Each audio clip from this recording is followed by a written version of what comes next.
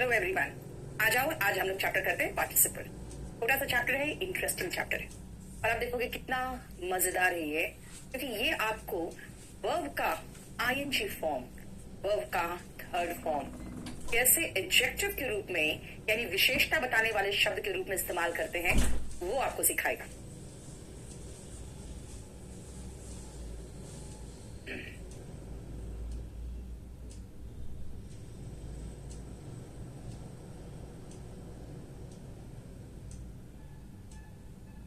Verb का forms सुन लिया यार। वर्ब का फॉर्म्स एडजेक्टिव के रूप में कैसे आता है वो बताता है participle. So what is participle? Participle verb का फॉर्म है, लेकिन काम किसका करेगा? एडजेक्टिव का, यानी नाउन की विशेषता बताएगा, प्रोनाउन की विशेषता बताएगा। आएगा कहाँ? जनरली नाउन के पहले या तो वर्ब के बाद। तो सबसे पहले पार्टिसिपल का डेफिनेशन देख लो, ये है फॉर्म्स ऑफ वर्ब्स। लेकिन काम क्या करेगा? Working as adjective. एडजेक्टिव का काम करने वाला होता है ये वर्ब का फॉर्म जो एडजेक्टिव का काम करे। ठीक है, यस अभिषेक, खत्म हो गया। उसके प्रीवियस ईयर भी डाल दिया ना तुमने। अब आओ, ये तीन तरह का होता है पार्टिसिपल। पहला होता है प्रेजेंट पार्टिसिपल। कैसे बनता है अभी मैं बताऊंगी, सब कुछ बताऊंगी, बस खाली पहले लिखो आप। प्रेजेंट पार्टिसिपल का स्ट्रक्चर है V1 ING और ये इस्तेमाल कहां होता है पहले दो तीन एग्जांपल्स देखोगे तब आपको समझ में आएगा। दूसरा है पास्ट पार्टिसिपल।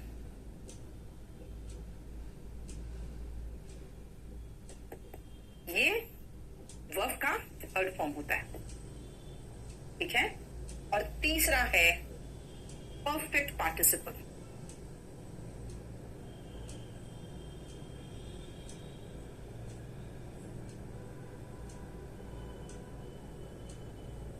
इसका स्ट्रक्चर पहले देख लो। हैविंग प्लस V3 कहां आएगा वो अभी हम थोड़ी देर बाद बताएंगे। ये देखो, present participle, past participle and perfect participle, ठीक है। विपिन तिवारी, रुक जाओ बेटा। एक को नहीं, क्या एक को क्लास नहीं चली थी? क्या हो गया था? ओके, चलो। Present participle, past participle and perfect participle. बेटा ध्यान से सुनना। प्रेजेंट पार्टिसिपल मैंने V1 ING लिखा है। अभी V1 ING कैसे आएगा और उसका इस्तेमाल कैसे होता है, चलो अब शुरुआत करते हैं हम लोग सबसे पहले प्रेजेंट पार्टिसिपल में।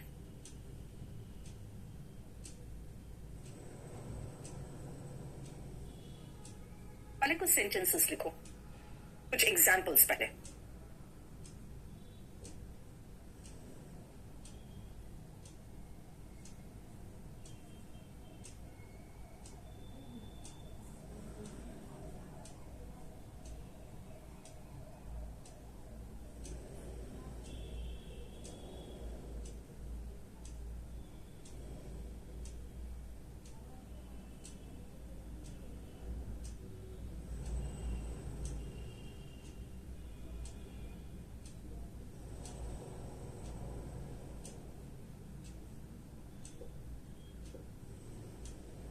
एक इडियम भी है, एक प्रोवर्ब है, बार्किंग डॉग्स सेल्डम बाइट।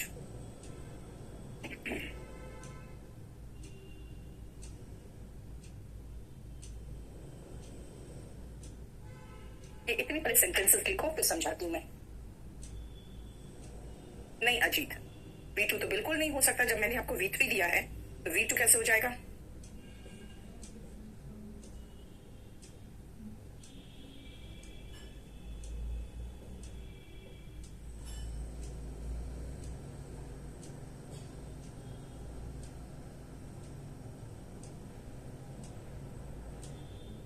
सुनो ध्यान से बेटा। पास्ट मतलब वर्ब का थर्ड फॉर्म है। पास्ट पार्टिसिपल में V3 लिखा है क्योंकि V3 भी पास्ट फॉर्म ही होता है ना। परफेक्ट फॉर्म में भी, पास्ट का भी परफेक्ट में V3 आता है, इसीलिए मैं कह रही हूं। देखो कैसा स्किल, ड्राइविंग स्किल।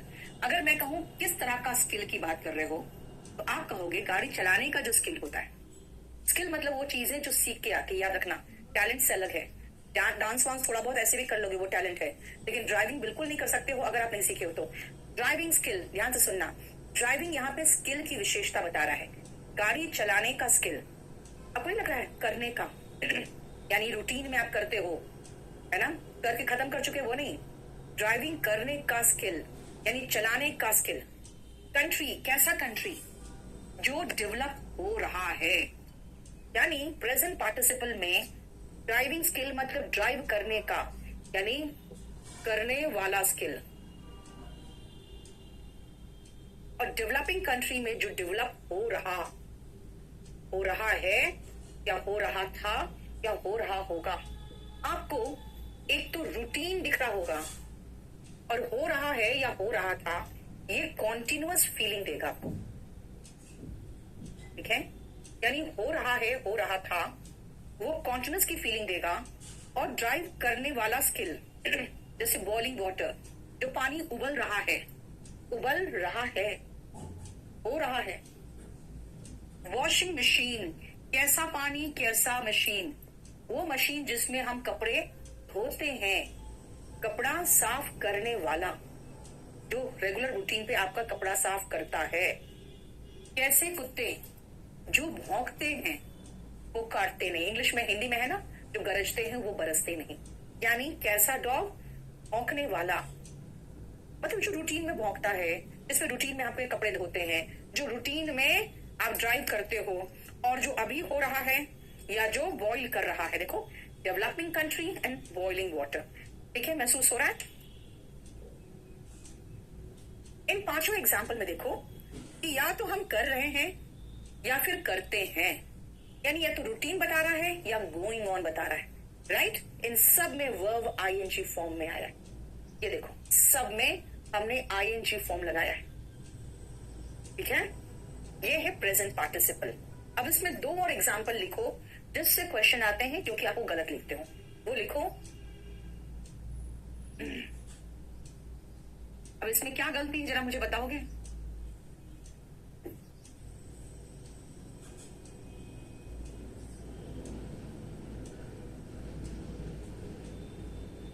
बताना, छोटू मुझे नहीं पता।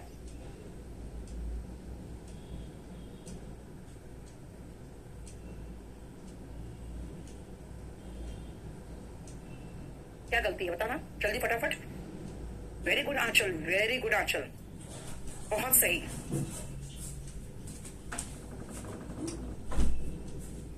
पास मार्क्स होता है और ड्रेस सेंस होता है। मेरा पासिंग मार्क्स कुछ है ही नहीं, और ड्रेसिंग सेंस कुछ भी नहीं है, ठीक है। Pass marks and dress sense,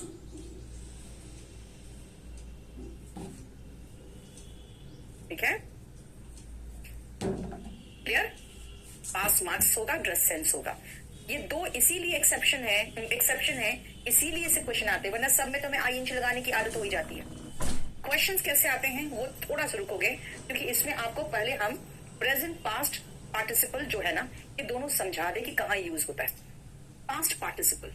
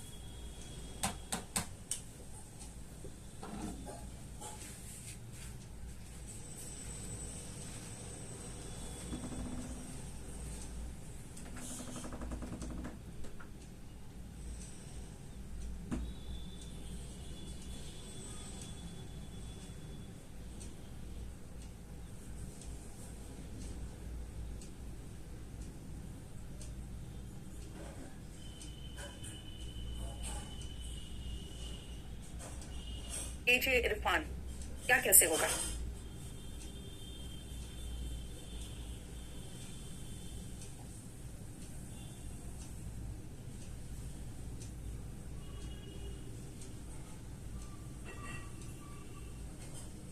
देखो ध्यान से, डेवलप्ड नेशन, बेटा जो डेवलप हो चुका मतलब खत्म हो चुका, बन के तैयार हो चुका, दैट मीन्स बन चुका, मतलब ओवर है, यानी ये खत्म हो चुका है, ऑलरेडी ओवर, ठीक है, फिनिश्ड है, ऑलरेडी फिनिश्ड।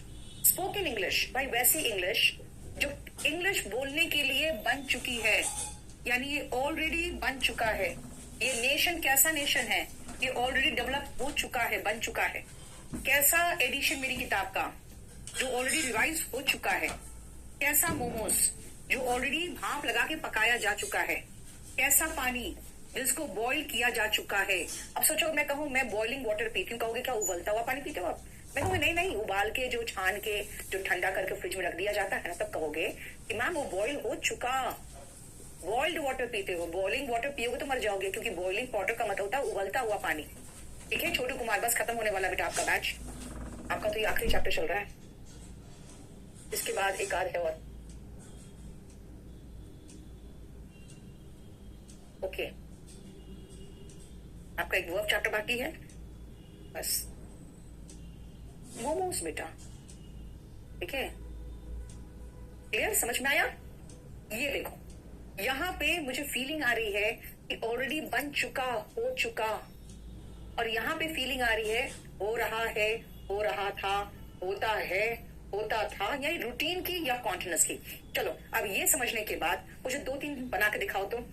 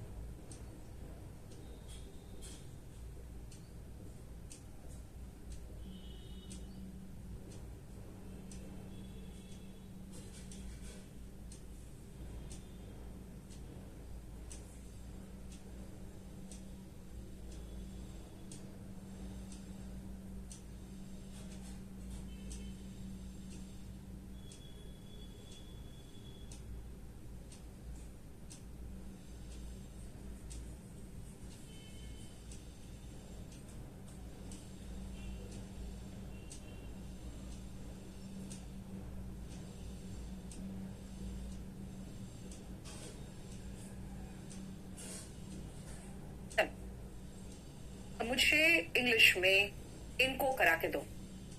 छोटू कुमार बेटा वहां पर लिखा होगा, मुझे नहीं पता।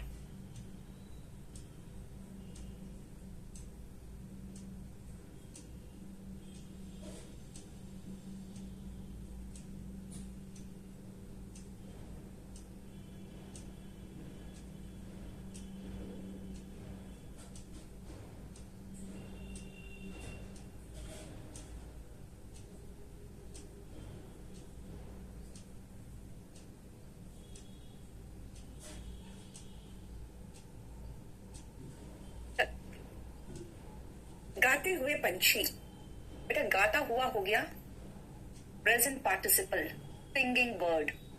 पंछियों की बात करोगे तो बर्ड्स लगा दो। रोता हुआ बच्चा, क्राई में आईएनजी, क्राइंग चाइल्ड, रोता हुआ बच्चा। पीने लायक पानी, यानी जिसको पी सकते हैं वो पानी। ड्रिंकिंग वाटर या ड्रिंकेबल भी चलता है, हालांकि मैं पार्टिसिपल पढ़ा रही हूं तो मैं ड्रिंकिंग वाटर कहूंगी, यानी जिसको हम पी सकते हैं। सोता हुआ शिशु, स्लीपिंग बेबी।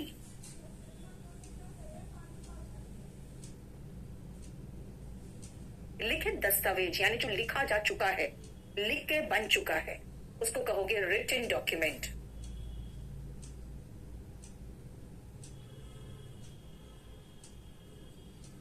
जमा हुआ खाना, यानी जो जम चुका है, freeze froze frozen, frozen food. फूला हुआ घुटना, पैर जो घुटना है, नी है, वो फूल चुका है, फूलन, फूला हुआ। swollen knee. ये देखो, कुछ पूछना है तो बताओ, जो ऑलरेडी फूल चुका है बेटा.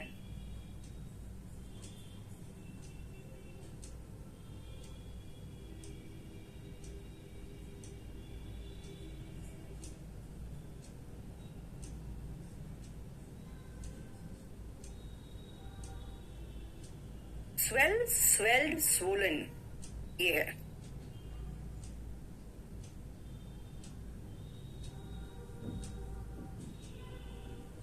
ठीक है, देखो समझ में आ गया. क्योंकि देखोगे, गाते हुए पंछी रूटीन में गाते हैं भाई. बच्चा जो रोता रहता है, पीने के लिए जो पानी उपलब्ध होता रहता है हमारे पास, शिशु सोता हुआ जो भी सो रहा है, देखिए ना, बच्चा जो रो रहा है, ये फीलिंग करो ना. पंछी जो गा रहे हैं, लेकिन दस्तावेज जो लिखा जा चुका है, आना जो जम चुका है, और घुटना जो स्वेलिंग जिसमें हो चुका है, फूल चुका है. फाइन, समझ में आया? बोलो कोई प्रॉब्लम?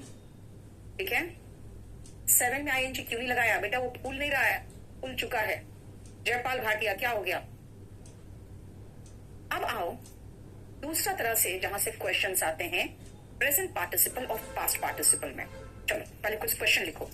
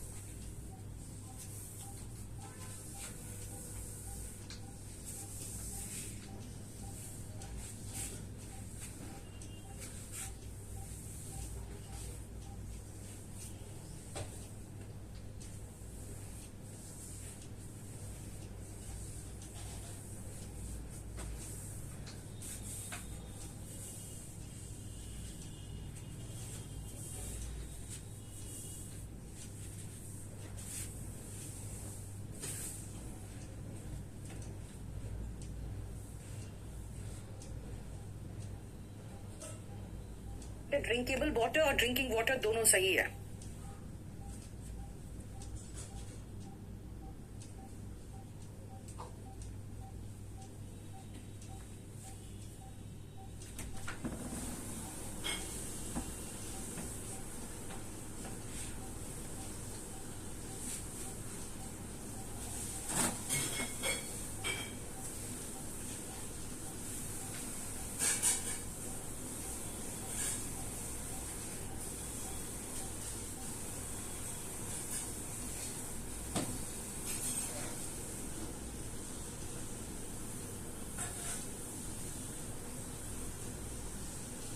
देखो, अब समझने की कोशिश करो इन सेंटेंसेस को, तब आपको समझ में आएगा.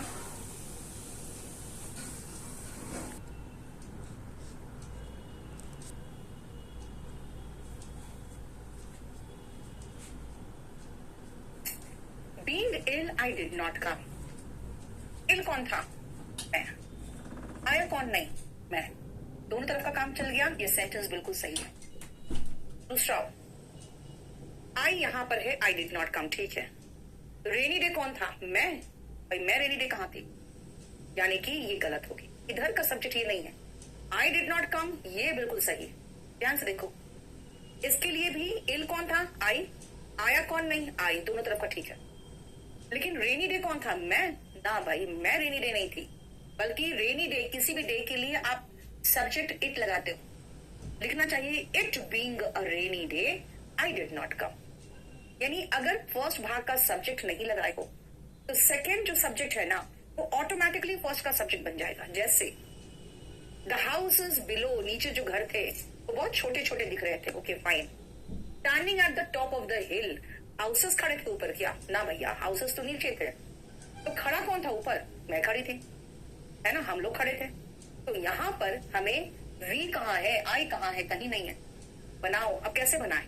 ऐसे लगा दे यहाँ पे, while I was, मतलब कुछ तो आपको बनाना पड़ेगा, या तो स्ट्रक्चर के साथ लगाना पड़ेगा, या जैसे it being a rainy day लगा दिया। जैसे इसमें मैंने डिसाइड किया कि मैं घर पे ही आज रहूंगी, और सल्ट्री मतलब होता है उमस भरा। उमस भरा दिन भी मैं थी क्या? नहीं भाई, उमस भरा दिन मैं नहीं थी। देख ले क्या आना चाहिए, इट बीइंग अ सल्ट्री डे। सारे सेंटेंस को ध्यान से देखो। जैसे फिर से एक और सेंटेंस देखो,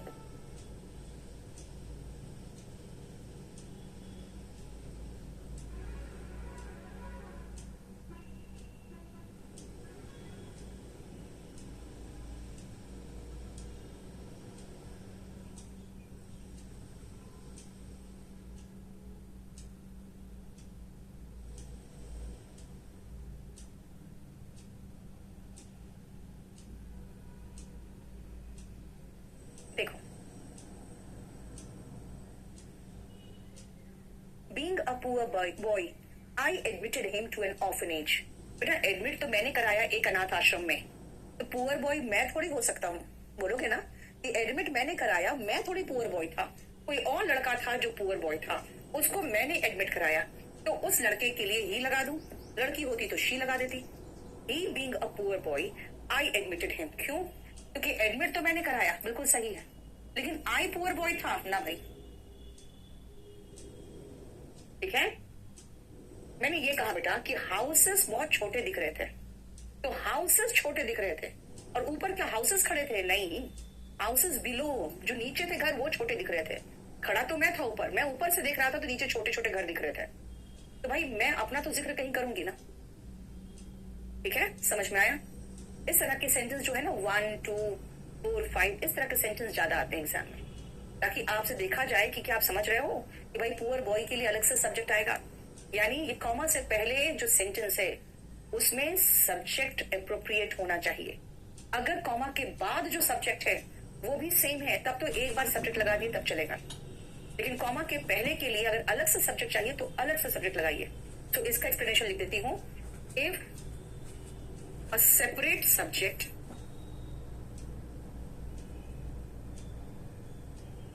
is needed before comma, before the वो comma बताते हैं।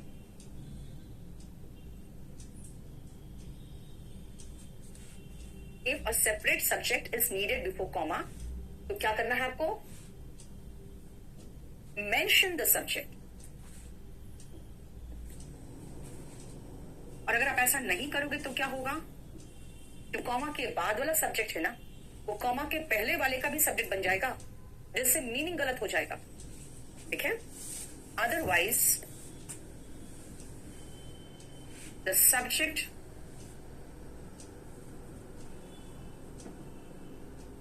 After the comma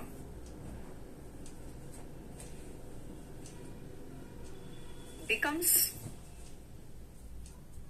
the subject for the starting part 2। जो शुरुआती भाग है उसका भी सब्जेक्ट बन जाएगा।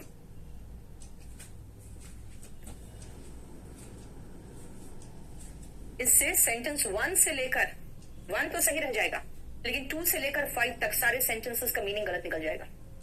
ठीक है, giving a wrong meaning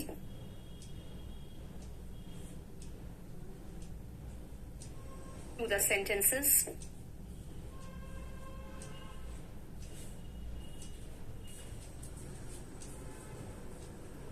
to 3, 4, 5, इन चारों का मीनिंग ही गलत निकल जाता।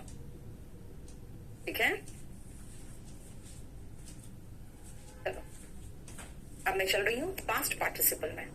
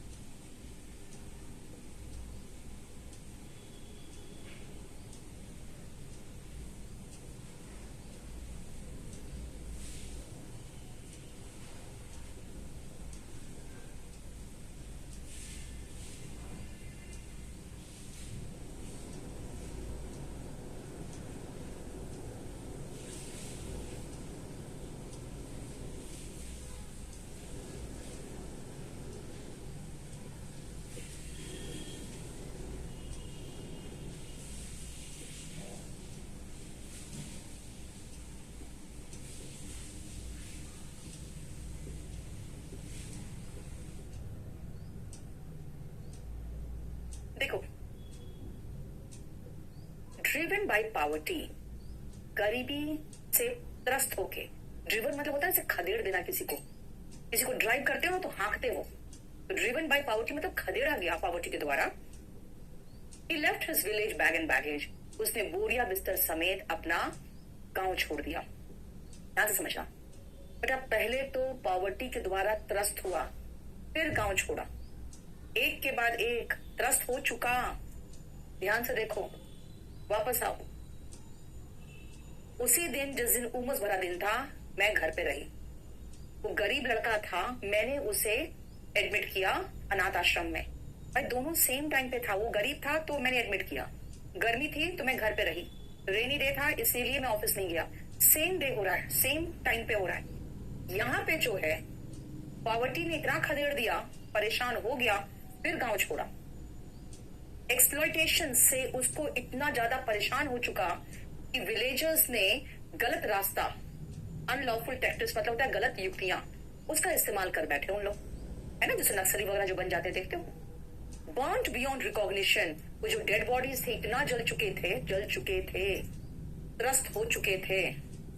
ठीक है ना, पहला एक्शन हो चुका, तब दूसरा एक्शन हुआ।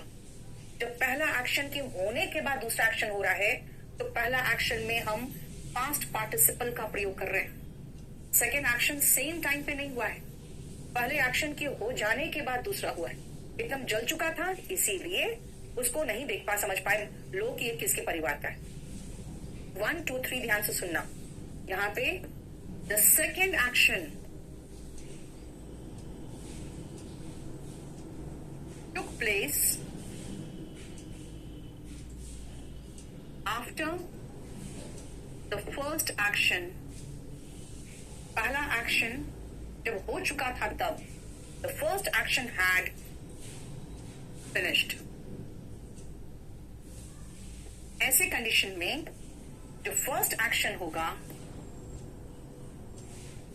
वो पास्ट पार्टिसिपल में।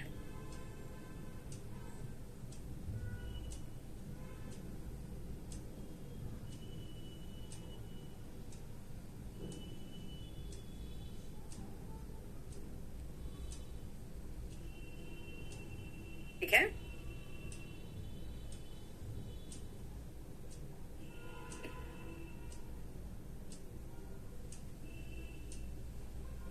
अब देखो यहां पे फिर से वापस आओ। गरीबी से जो त्रस्त हुआ उसी ने घर छोड़ा। एक्सप्लॉयटेशन से जो विलेजर्स परेशान हुए उन लोगों ने गलत रास्ता अपना लिया।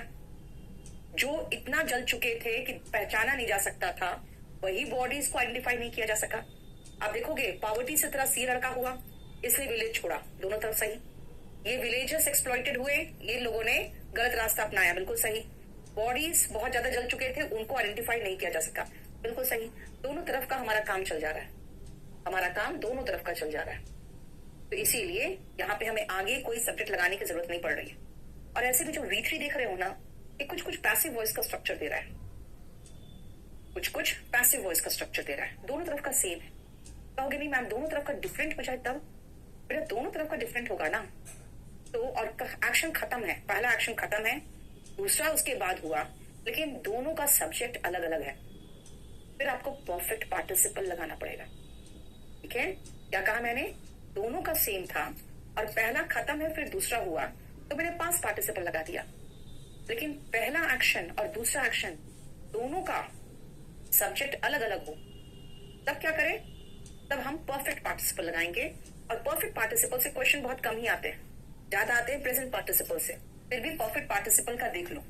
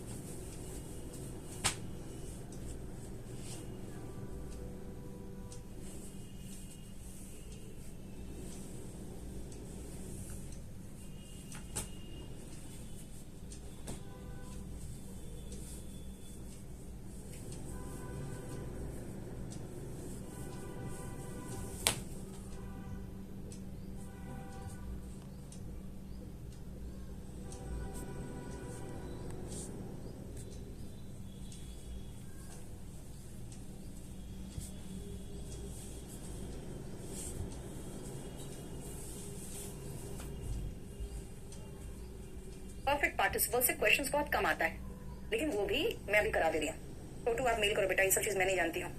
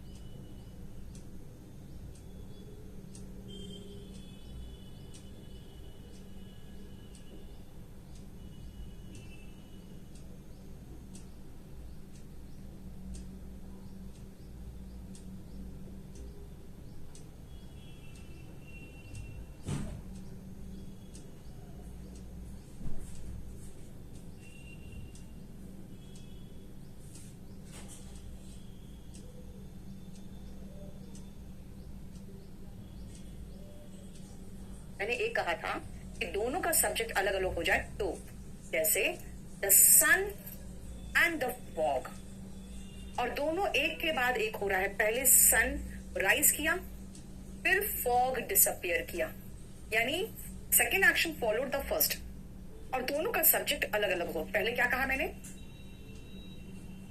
1 और 3 का एक्सप्लेनेशन सुनना। When the subject of the first action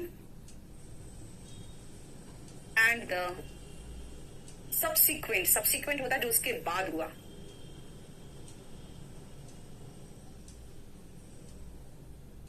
are different, ये दोनों अलग अलग है। फर्स्ट एक्शन का सब्जेक्ट सेकेंड एक्शन से बिल्कुल अलग है। देखो, the saint having been arrested, बेटा एक तो हैविंग का B3 चाहिए, लेकिन पैसिव वॉइस में BEEN भी आता है, इसलिए चाहो तो लगा देना, नहीं तो फिर मैं दूसरे तरीके से बना सकती थी। The police having arrested the saint, है ना, तो मैं एक्टिव वॉइस भी बना सकती थी, क्योंकि याद रखना जब भी आप हैविंग प्लस B3 लगा रहे हो ना, अगर इसका पैसिव बनता तो बीच में बीन होता। एनीवे, सुनो, सेंट को अरेस्ट कर लिया गया, एक्टिव वॉइस नहीं है, पैसिव वॉइस है, इसलिए बीच में BEEN डाला। His followers ran amok, उसके जो फॉलोअर्स थे वो इधर उधर, इसको रन अमॉक का मतलब होता है ना उपद्रव मचा देना, तो रन अमॉक का मतलब होता है उपद्रव मचा देना। तो याद रखना पास्ट पार्टिसिपल का स्ट्रक्चर है हैविंग प्लस B3, क्योंकि यहाँ पैसिव वॉइस बना रहे थे इसलिए having plus been plus B3 कर दिया। अगर पैसिव वॉइस नहीं पढ़े हो तो इसको मैं एक्टिव वॉइस में चेंज कर लूं।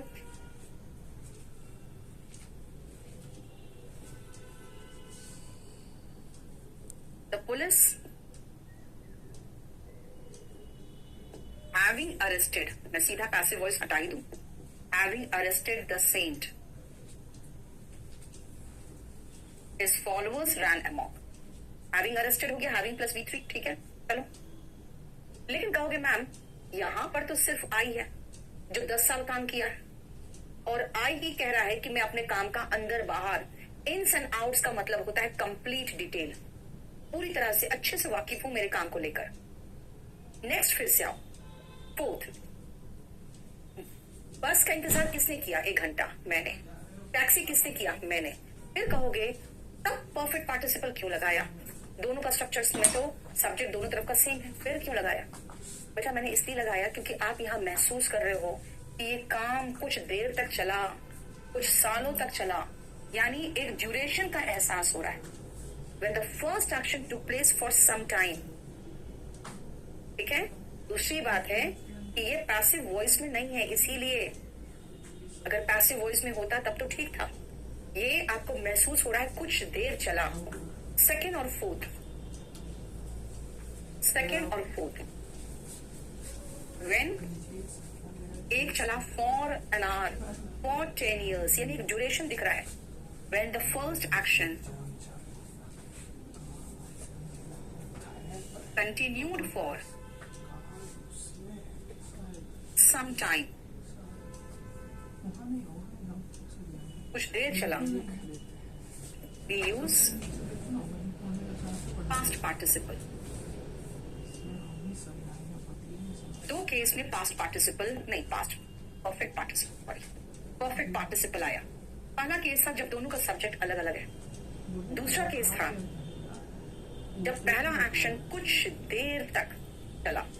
सुमन मीना, मोस्ट वेलकम बेटा। अब मैं आपको 2-3 सेंटेंसेस दे रही हूँ, अब देखो उसमें क्या फिट होगा, खुद सोचना। और अगर प्रोवर्ब होगा तब तो मैं आपको ऑप्शन भी नहीं दूंगी।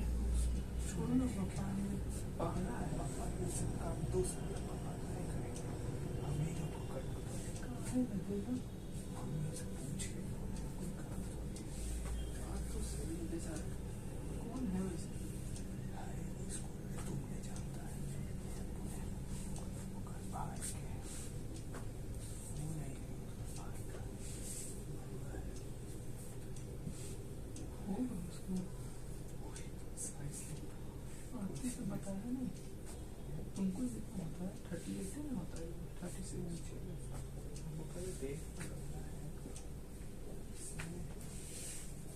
उसमें क्यों रखेंगे ऊपर ऊपर, छोड़ दो पापा, ये रखा है अभी बात क्यों पापा और गाना है जो ये सब चीजें आपने क्यों रखा दूसरा कपड़ा हम सही बात हम भाई हम लोग जब पीएस के था ना ड्रेस के तो बहुत मदद किया था सूरज जैसे बेल्ट के टाई के दिया था हम सुनो ना समझ लो वेरियन नहीं आई क्यों चाहेंगे तुम आज पापा क्या ये सब रखना भी है, पीला वाला तुम्हारा स्वेटर है, ग्लव्स है, सब भी पापा को बोलने तो खुद थोड़ा पकड़ो कौची पकड़ो, देखो तो क्या ना अभी नहीं करना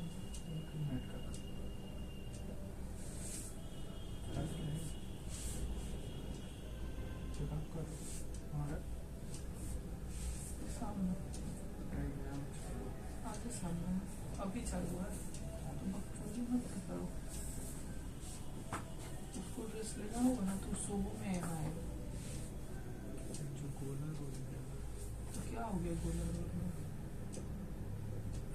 गोला रोड में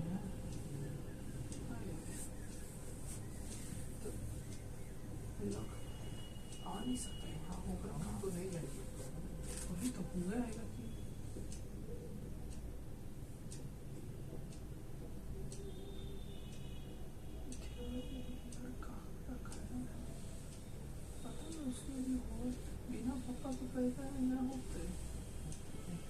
हो गया।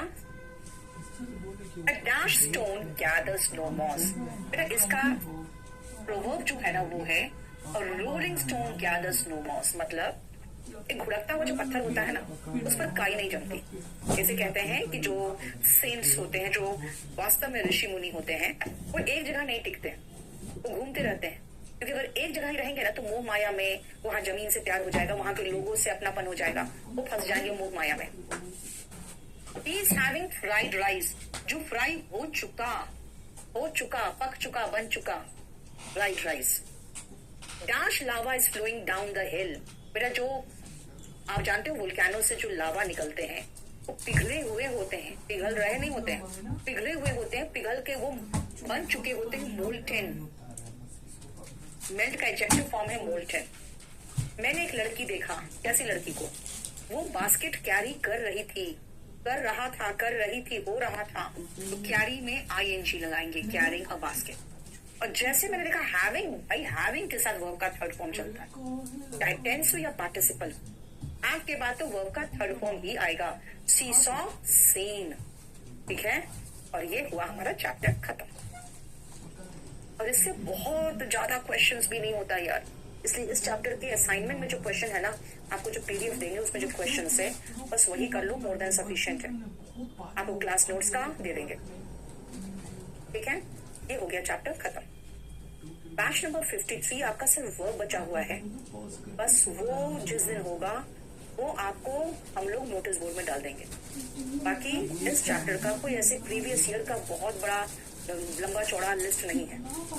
पर्सनल प्रोनाउन में बेटा क्या आता है? I, we, they, you, he, she, it. Verb के पहले आए तो पर्सनल प्रोनाउन में यही होगा। वर्ब के बाद आएगा। विपिन तिवारी अपना नंबर दो, आपको शिवम हेल्प कर देगा। बेटा वोकैब बुक वगैरह, vocab book volume 1 class notes, ये तीनों का रिवीजन होके आ चुका है। रोहित गुप्ता भी तुम्हारा